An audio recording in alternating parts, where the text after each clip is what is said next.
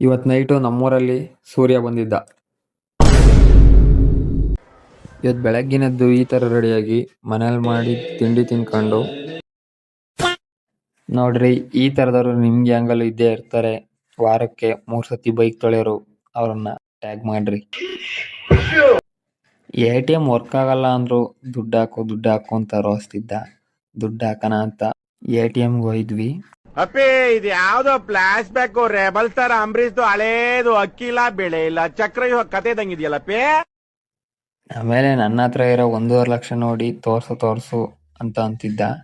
ಅದಕ್ಕೋಸ್ಕರ ನಾನು ಎಷ್ಟಿರ್ಬೋದು ಅಂತ ಕೇಳಿ ತೋರಿಸ್ದೆ.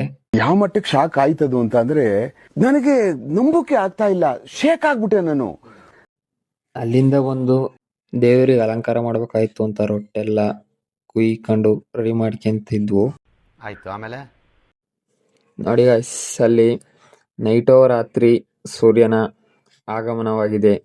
ಅದಕ್ಕೋಸ್ಕರ ಅಲ್ಲಿ ನೋಡ್ತಾ ಕುಂತೀವಿ. ನೋಡಿ, ಸೂರ್ಯ ಉದಯಿಸ್ತಾ ಇದ್ದಾನೆ. ಸೂರ್ಯ ಅವರೇ, ಇದಕ್ಕೇನು ಉತ್ತರ ಕೊಡ್ತೀಯಪ್ಪ ಮಿಸ್ಟರ್ ಸೂರ್ಯ? ಸಾರಿ ಗಾಯ್ಸ್, ಅದು ಸೂರ್ಯ ಅಲ್ಲ, ಚಂದ್ರ. ಹೊಸ ಬೆಳಕು ಸೂರ್ಯನ ಉದಯ ಈಗ ಹಾಲ್ಕುರ್ಕೆ ಜನ ನೋಡದಿಂದಲೇ ಬೇಚ್ಚವಿದ್ದ ಹಾಲ್ಕುರ್ಕೆ ಜನ.